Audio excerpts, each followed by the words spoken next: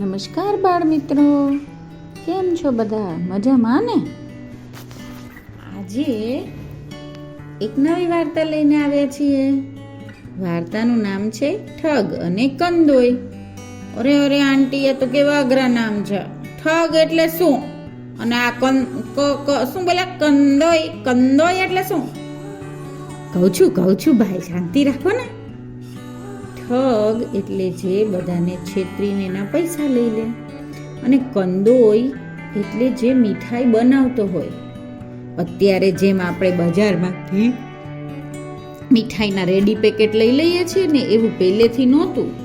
હજી પણ ઘણી જગ્યાએ કારીગર તાજી મીઠાઈ બનાવતો હોય ને લોકો માપી તોલીને બોક્સ પેકિંગ વગરે છૂટી ટૂંકમાં કાગળની બેગમાં ને મીઠાઈ લે છે. આ મીઠાઈ બનાવનાર કારીગરને કહેવાય કંદોઈ. પડી ગઈ ને ઓળખાણ બે કેરેક્ટરની? સારું, ચલો તો હવે વાત આગળ વધારીએ. તો વાર્તામાં એક ઠગ હતો. તેણે એક કંદોઈને લૂંટવાની યોજના કરી. તે હલવાઈની દુકાન સામે, હલવાઈ એટલે મીઠાઈની દુકાન સામે છાપરા નીચે બેસી રહ્યો અને તેનો જે માલ વેચાય તેના પૈસા ગણતો રહ્યો. જ્યારે દુકાન વધાવીને કંદોઈ ઘરે જવા લાગ્યો ત્યારે તેણે પૈસાની પોટલી ઝૂંટવી લીધી અને ભાગવા માંડ્યો. પોટલીની ખેંચતાળમાં હોહા થતા લોકો ભેગા થઈ ગયા. ઠગ કહે, પૈસા મારા છે. જો કંદોઈના પૈસા હોય તો તે બતાવે કે પોટલીમાં કેટલા પૈસા છે. અરે બાપરે! પંચોએ બંનેને વારાફરતી બોલાવી કેટલા પૈસા છે તે પૂછ્યું. ઠગે પૂરી રકમ બતાવી, કેમ કે એણે તો આખો દિવસ એટલું જ કામ કર્યું હતું ને, ખાલી પૈસાનો હિસાબ રાખવાનો. પરંતુ કંદોઈ તો ના બતાવી શક્યો, ભલે ને પૈસા એના હતા, કારણ કે તેના પૈસા ગણવાની તેને ફુરસદ જ મળતી ન હતી. આખો દિવસ કામ કરે, લોકોને મીઠાઈ પેક કરી આપે, પૈસા લઈને ગલ્લામાં મૂકી દે. છેલ્લે હિસાબ કરવાનો સમય રહેતો જ નહોતો ને. હવે છેવટે એટલે કે છેલ્લે ફેંસલો કરાવવા માટે ઝઘડો રાજા પાસે પહોંચ્યો. રાજાએ પૈસાને પાણી ભરેલી ડોલમાં નખાવ્યા. પૈસા ઉપર લાગેલું ઘી પાણી પર તરવા લાગ્યું. પહેલા તો સિક્કાઓ હતા ને વધારે, એટલે અત્યારની જેમ નોટો ન હતી. આપણે જે સિક્કા વાપરીએ છીએ અત્યારે એ તો નાના નાના 1, 2, 5 ને 10 જ વાપરીએ છીએ. પરંતુ પહેલાં તો નોટ, કાગળ ને એની નોટો ને એવી ચલણી નોટો નહોતી. પહેલાં તો તાંબાના, કાણાવાળા, કાંસાના, ચાંદીના, સોનાના એવા સિક્કાઓ વ્યવહારમાં વપરાતા. તમારા ઘરમાં પણ એવા જૂના સિક્કાઓ હશે. મમ્મીને કે દાદા દાદીને કોઈને કહેજો, બતાવશે. હા, તો વાર્તા આગળ વધારીએ. તો એટલે એ સિક્કા તો પાણીમાં નખાય ને, પલળી જાય તો કંઈ વાંધો નહીં. એટલે રાજાએ પૈસાને પાણી ભરેલી ડોલમાં નંખાવ્યા.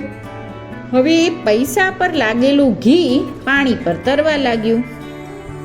રાજાએ કહ્યું કે આ પૈસા કંદોઈના છે, કારણ કે મીઠાઈ આપતી વખતે તેના હાથ ઘીવાળા થઈ જાય છે અને એ ઘી પૈસાને પણ લાગી જાય છે. રાજાની ન્યાય બુદ્ધિથી લોકો દંગ થઈ ગયા.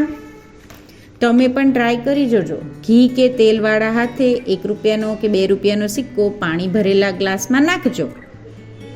ઉપર પાણી કે ઘી તરે છે કે નહીં મને કહેજો, હે ને? તો વાર્તા પરથી આપણે શું શીખ્યા?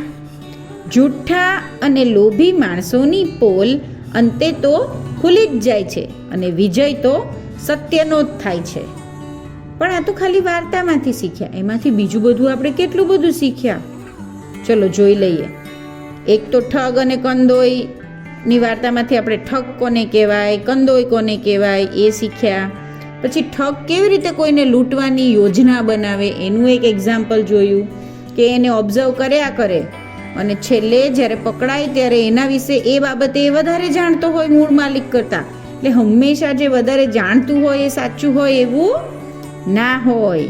ન્યાય બુદ્ધિ કોને કહેવાય કે સાચા ખોટાની પરખમાં જે તફાવત ઠગનાય ધ્યાનમાં ન આવે તે જેના હાથમાં આવે તે ન્યાય બુદ્ધિ કહેવાય. કેવી રાજાને લાગી કે ઘીવાળા હાથે પૈસા પકડે તો ઘીવાળા થાય અને પાણીમાં પૈસા નાખીએ એટલે ઘી છૂટું પડે.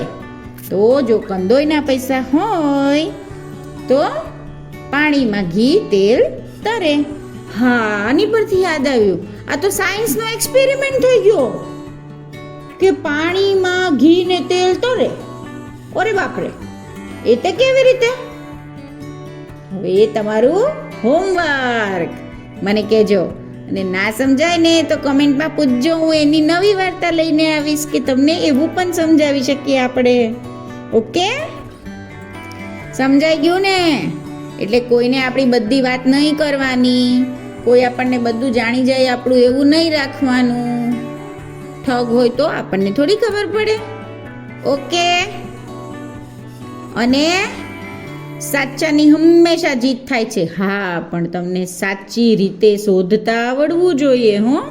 પેલા પંચોએ ખાલી ઠગની વાત માની લીધી કે ગણેલા એણે છે અને એની ગણતરી સાચી છે એટલે એના પૈસા, તો એ વાત ખોટી પડી ને. એટલે દેખાય એ બધું સાચું ના હોય. સારું, ચાલો હવે ફટાફટ સૂઈ જાઓ અને ઓલો પ્રયોગ કરીને મને કહેજો. Good night.